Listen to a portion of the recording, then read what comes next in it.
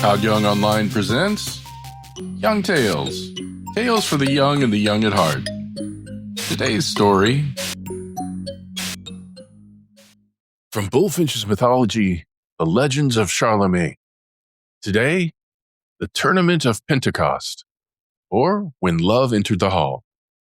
It was the month of May and the holy feast of Pentecost, a season when even warriors lay aside their steel to honor joy, music, and renewal.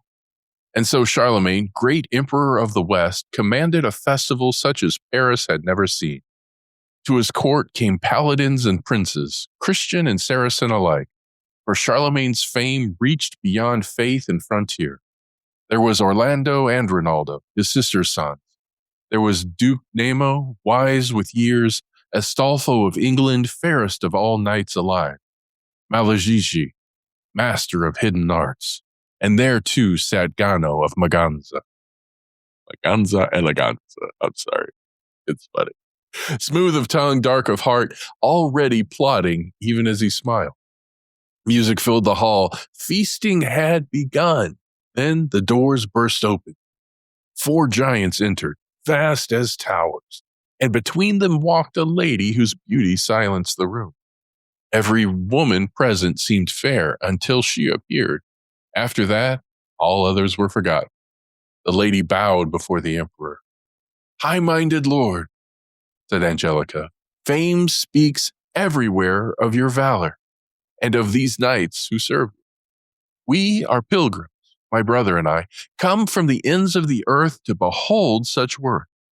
She named herself Angelica and her brother Uberto, though his true name was Argalia, son of Gallifron, king of Cathay. Wow. "My brother will joust with any knight who dares him," said Angelica, "one by one, at the stair of Merlin by the fountain of the pine. Whoever is unhorsed shall remain his prisoner. But if my brother falls, I shall be the prize." She knelt, and in that moment, every heart in the hall was lost. Orlando trembled, Rinaldo burned, even the aged Duke Nemo felt the fire stir. Only Malagigi frowned.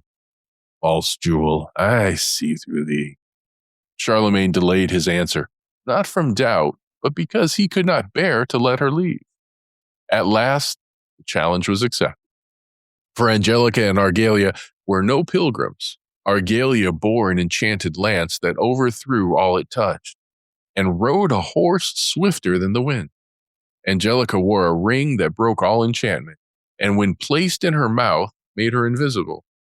They were sent to ruin Charlemagne's host, one night at a time. Malagigi found them sleeping in their pavilion. He cast a spell. The giants fell.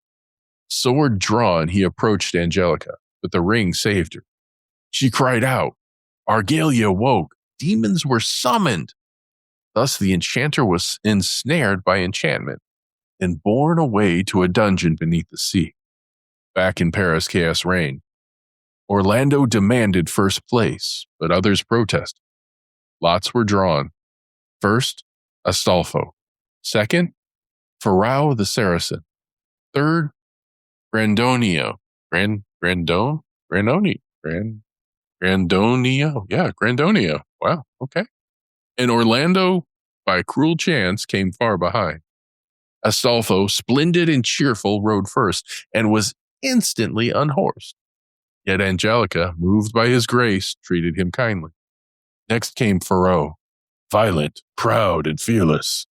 He too was overthrown, and in rage attacked Argalia with his sword. Steel rang, Argalia faltered. Ferrau demanded Angelica as his bride. Terrified, she vanished, invisible. Argalia fled. Ferrau pursued. Astolpho, left behind, took up the enchanted lance, and without knowing its power, returned to Paris, where he unhorsed every challenger. But love scattered the heroes to the winds. Rinaldo pursued Angelica, Orlando followed Rinaldo, and all vanished into the Forest of Arden. There lay 2 fountains, one that killed love and one that created it. Rinaldo drank of forgetfulness and came to hate Angelica. Angelica drank of passion and fell madly in love with Rinaldo. She woke him with flowers, but he fled, and she wept. Orlando found Angelica sleeping among flowers. "Am I awake or dreaming?" he said in awe. Before he could move, Ferrau arrived. Steel clashed again. Angelica fled again once more, and Ferrau was called away to war in Spain. And Orlando searched in vain. Angelica escaped, but could not escape her love for Rinaldo. She freed Malagigi, who commanded him to win Rinaldo's love. And commanded him to win Rinaldo's love. He enchanted Rinaldo onto an island, joyous castle, music, dancing, splendor. And when Rinaldo heard Angelica's name, he fled in disgust.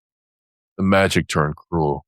He was trapped in a pit, thrown to a monster, and Angelica returned, offering aid. Rinaldo refused her utterly. I didn't realize never mind, I'm sorry. But she tricked the beast, and Rinaldo slew it and escaped. So ended the tournament of Pentecost. No victor crowned, no prize won. Only love misplaced, jealousy awakened, and fate set in motion. From this moment onward, nothing would ever be simple again. And here's where we end for today. Young Tales is produced and narrated by Todd Young from ToddYoungONLINE. If you enjoyed this, please like and subscribe and join us next time for another story. Thank you for your support.